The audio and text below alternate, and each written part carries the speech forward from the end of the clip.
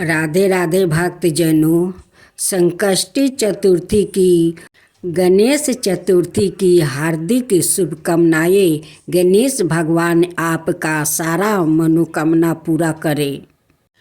पूष मास में चतुर्थी का व्रत कर रहे हैं।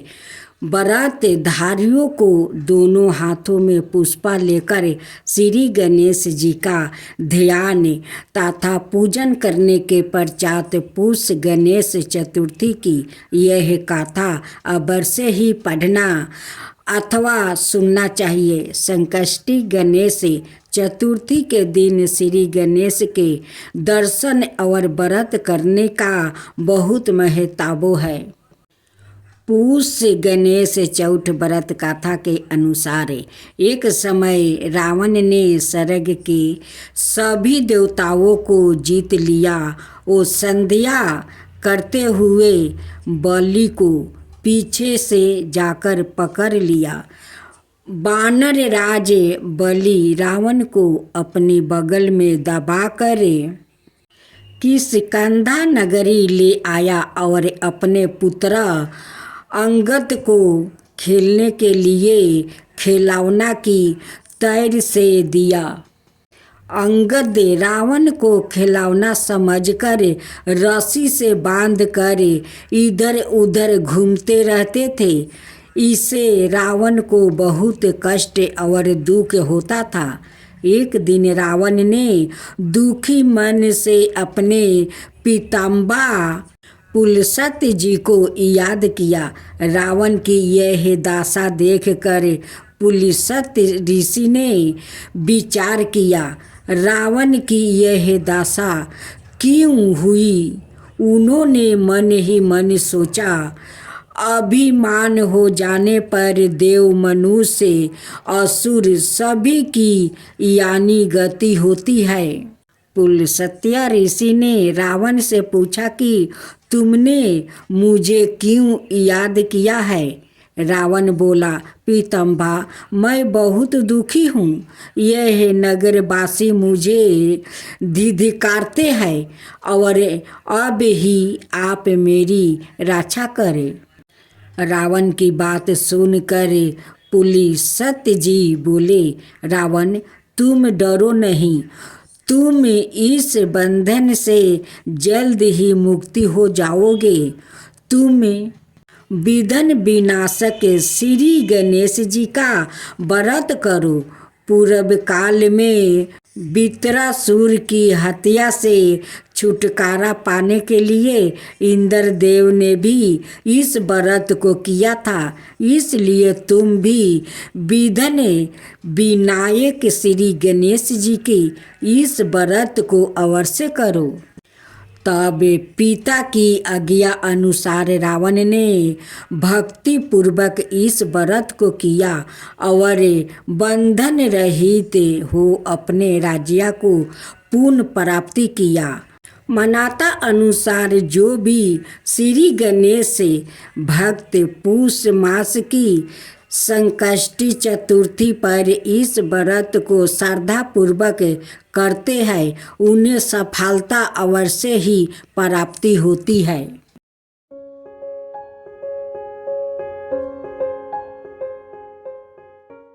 राधे राधे भक्तजनों, अब आप सुनेंगे एक साथ गणेश भगवान की 4 कथा। पौराणिक एवं प्रचलित श्री गणेश कथा के अनुसार एक बार देवता कई विपदाओं में घिरे थे। तब वो मदद मांगने भगवान शिव के पास आया। उसे समय शिव के साथ कार्तिकेय और गणेश जी भी बैठे थे। देवताओं की बात सुनकर शिव जी ने कार्तिकेय और गणेश जी से पूछा कि तुम में से कौन देवताओं के कष्टों का निवारण कर सकता है। तब कार्तिकेय और गणेश जी दोनों ने ही सवाए को इस कार्य के लिए क्षेमा बताया। इस पर भगवान शिव ने दोनों की परीक्षा लेते हुए कहा कि तुम दोनों में से जो सबसे पहले पृथ्वी की परिक्रमा करके आएगा वो ही देवताओं की मदद करने जाएगा। भगवान शिव के मुख से यह वचन सुनते ही कार्तिकेय अपने वाहन मोर पर बैठकर पृथ्वी की परिक्रमा के लिए निकल गया। परंतु गणेश जी सोच में पड़ गया कि वो चूहे के ऊपर चढ़कर सारी पृथ्वी की परिक्रमा करेंगे तो इस कार्य में उन्हें बहुत समय लग जाएगा। तभी उन्हें एक उपाय सूझा। गणेश अपने स्थान से उठे और अपने माता पिता की 7 बार परिक्रमा करके वापस बैठ गया। परिक्रमा करके लौटने पर कार्तिकेय सवाई को विजयता बताने लगा। तब शिव जी ने श्री गणेश से पृथ्वी की परिक्रमा न करने का कारण पूछा। तब गणेश ने कहा, माता पिता के चरणों में ही समस्त लोक है। यह सुनकर भगवान शिव ने गणेश जी को देवताओं को संकट दूर करने की आज्ञा दी। इस प्रकार भगवान शिव ने गणेश जी को आशीर्वाद दिया कि चतुर्थी के दिन जो तुम्हारा पूजन करेगा और रात्रि में चंद्रमा को अर्घ देगा उसके तीनों तप यानी दैनिक तपो, दैविक तप और भौतिक तप दूर होगा। इस व्रत को करने से व्रतधारी के सभी तरह के दुख दूर होगा और उसे जीवन में भौतिक सुख की प्राप्ति होगी। चारों तरफ से मनुष्य की सुख समृद्धि बढ़ेगी। पुत्रा पुत्रादि धन ऐश्वर्य की कमी नहीं रहेगी। गणेश चतुर्थी व्रत की दूसरी कथा। एक समय की बात है, राजा हरिश्चंद्र के राज्य में एक कुम्हार था। वो मिट्टी के बर्तन बनाता लेकिन वो कच्चे रह जाते थे। एक पुजारी की सलाह पर उसने इस समस्या को दूर करने के लिए एक छोटे बालक को मिट्टी के बर्तनों के साथ आवा में डाल दिया। उस दिन संकष्टी चतुर्थी का दिन था। उस बच्चे की माँ अपने बेटे के लिए परेशान थी। उसने गणेश जी से बेटे की कुशलता की प्रार्थना की। दूसरे दिन जब कुम्हार ने सुबह उठकर देखा तो आवा में उसके बर्तन तो पाक गया था लेकिन बच्चे का बाल पाका भी नहीं हुआ था। वो डर गया और राजा के दरबार में जाकर सारी घटना बताई। इसके बाद राजा ने उस बच्चे और उसकी माँ को बुलाया तो माँ ने सभी तरह के विघ्न को दूर करने वाली संकष्टी चतुर्थी का वर्णन किया। इस घटना के बाद से महिलाएं संतान और परिवार के सौभाग्य के लिए संकट चौथे का व्रत करने लगी। अब तीसरी कथा। एक समय की बात है कि विष्णु भगवान का विवाह लक्ष्मी जी के साथ निश्चित हो गया।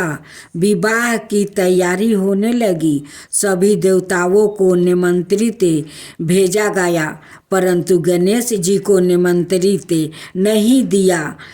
कारण जो भी रहा हो, अब भगवान विष्णु की बारात जाने का समय आ गया। सभी देवता अपनी पत्नियों के साथ विवाह समारोह में आए। उन्हें सबने देखा कि गणेश जी कहीं दिखाई नहीं दे रहा है। तब वो आपस में चर्चा करने लगा कि क्या गणेश जी को नहीं न्योता है या सवाई गणेश जी ही नहीं आए हैं। सभी को इस बात पर आश्चर्य होने लगा। तभी सबने विचार किया कि विष्णु भगवान से ही इसका कारण पूछा जाए। विष्णु भगवान से पूछने पर उन्होंने कहा कि हमने गणेश जी की पिता भोलेनाथ महादेव को न्योता भेजा है। यदि गणेश जी अपने पिता के साथ आना चाहते हो तो आ जाते। अलग से न्योता देने की कोई आवश्यकता भी नहीं थी। दूसरी बात यह है कि उनका 1.25 मन मूंग, 1.25 मन चावल, 1.25 मन घी और 1.25 मन लड्डू का भोजन दिन भर में चाहिए। यदि गणेश जी नहीं आएंगे तो कोई बात नहीं, दूसरे के घर जाकर इतना सारा खाना पीना अच्छे भी नहीं लगता। इतनी बात कर ही रहे थे कि किसी एक ने सुझाव दिया, यदि गणेश जी आ भी जाए तो उनको द्वारपाल बनाकर बैठा देंगे कि आप घर की याद रखना। आप तो चूहे पर बैठकर धीरे धीरे जाएंगे तो बारात से बहुत पीछे रह जाएंगे।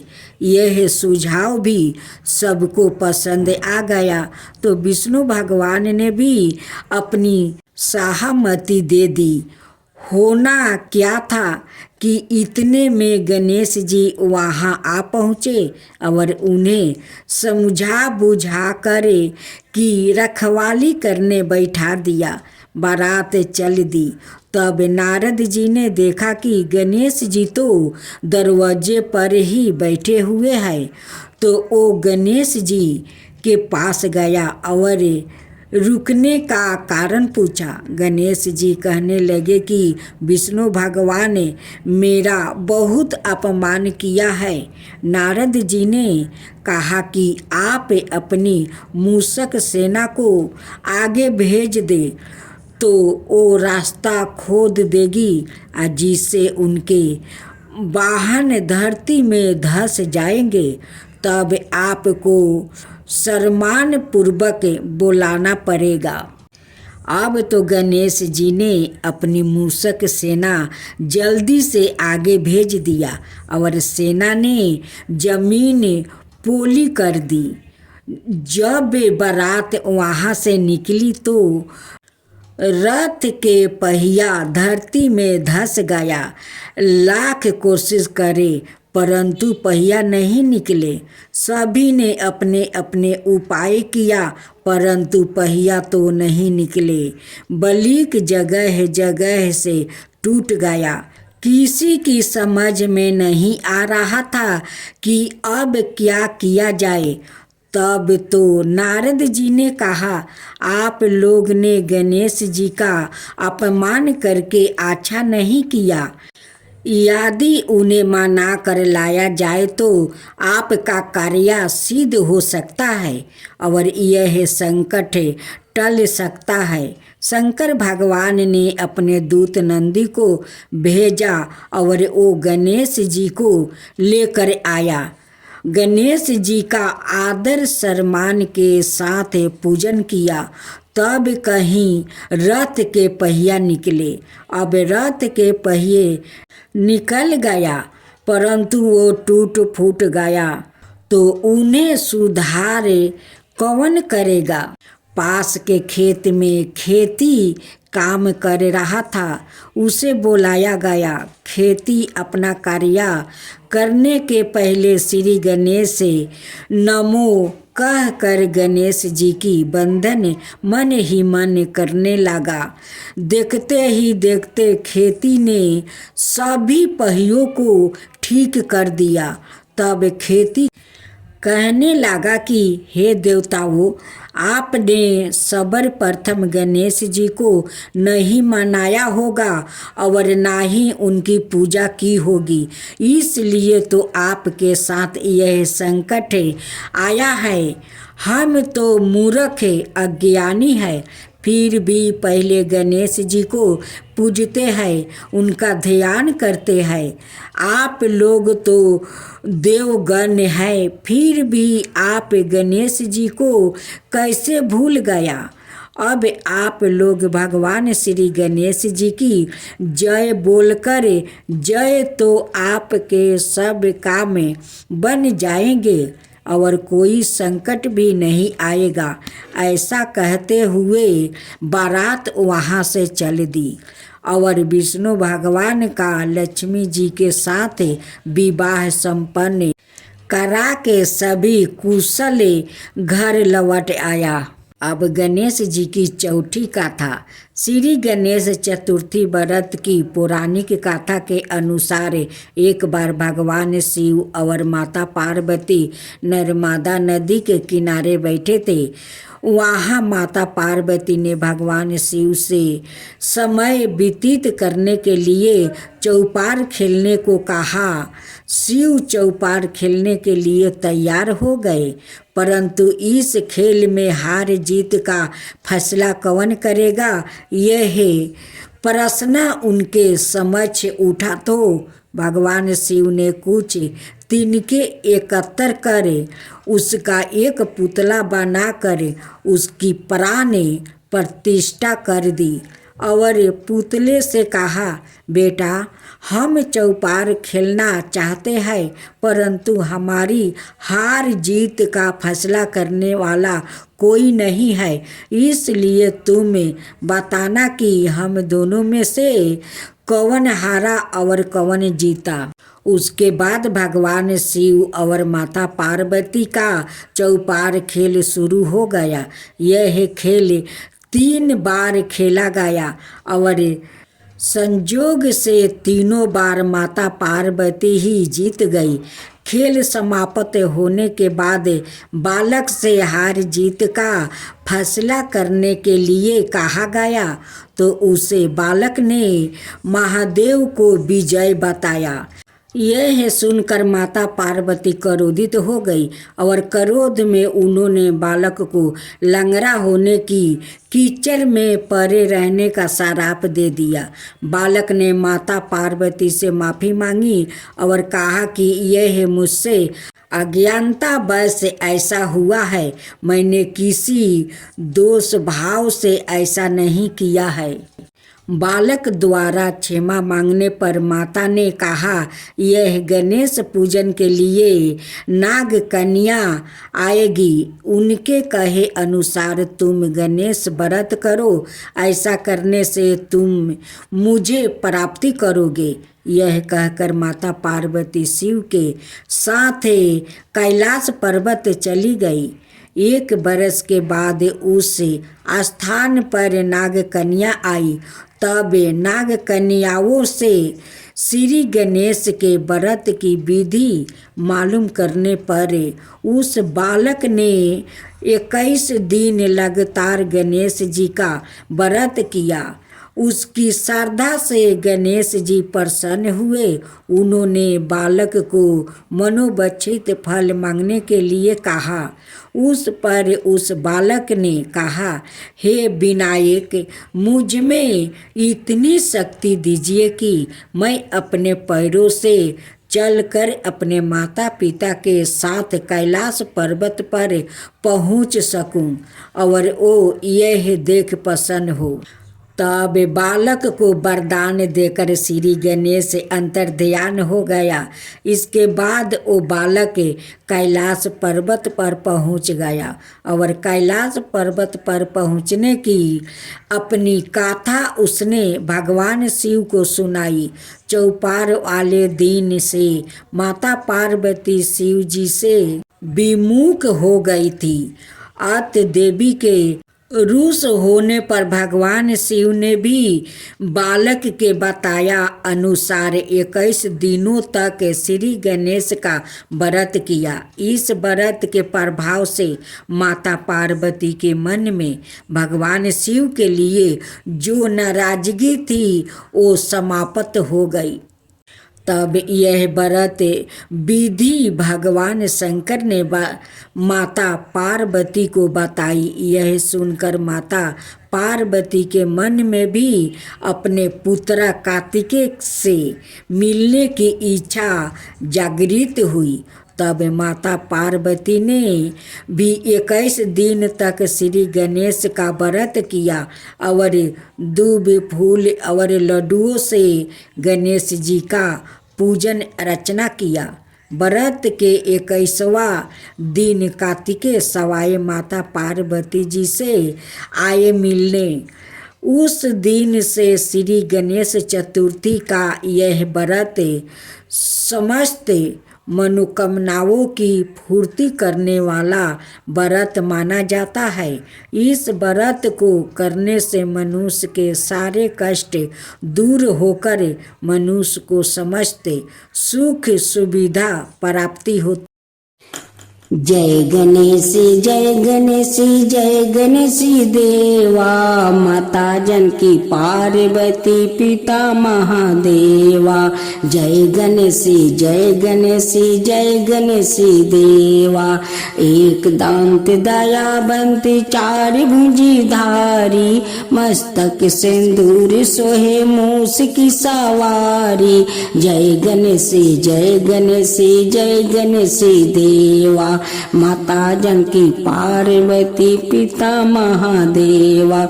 अंधन को आँख देते, कोढ़ियन को काया, बाजिन को पुत्र देते, निर्धन को माया।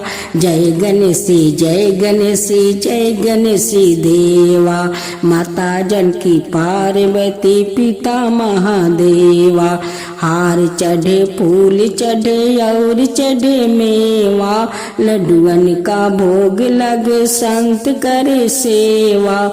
जय गणेश जय गणेश जय गणेश देवा, दीनन की लाज रखो सुबह सुतिवारी, कमना का पूरा करो जग बलिहारी। जय गणेश जय गणेश जय गणेश देवा, सूर्य सायं शरण आए सफल की जो सेवा। जय गणेश जय गणेश जय गणेश देवा, माता जानकी पार्वती पिता महादेवा। जय गणेश जय गणेश जय गणेश देवा, माता जानकी पार्वती पिता महादेवा।